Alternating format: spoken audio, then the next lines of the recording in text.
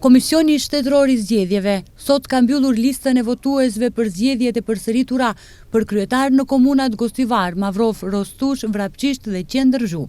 Zgjedhjet do të mbahen menjëherë pas festave të Vitit të Ri dhe Krishtlindjeve, më 11 janar 2026. Në Gostivar, në listën e votuesve janë regjistruar 82.870 qytetar me të drejtë vote, prej të cileve 78.185 janë banor të përhershëm të komunës, 4.604 janë në listën e veçantë për persona që jetojnë jashtë vendit, ndërsa 81 persona ndodhen në burg ose në paraburgim.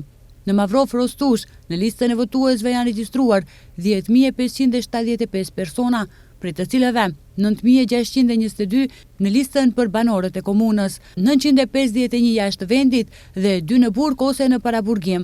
Në Vrapçisht janë regjistruar 27.279 votues, prej të cilëve 26.318 janë banorë të komunës, 950 jashtë vendit dhe 11 në burg ose në paraburgim.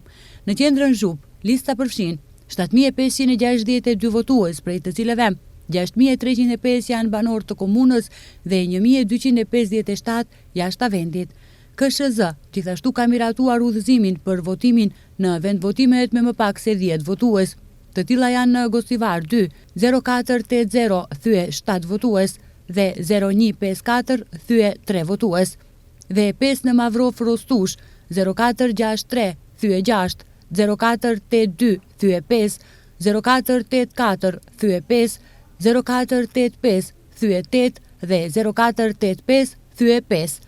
Kryetari i KSZ-s Boris Kondarko theksoi se komisionet komunale zgjedhore në këto 4 komuna duhet të organizojnë votimin në mënyrë që këta persona të mund të ushtrojnë të drejtën e tyre të votës në vendvotimet më të afërta.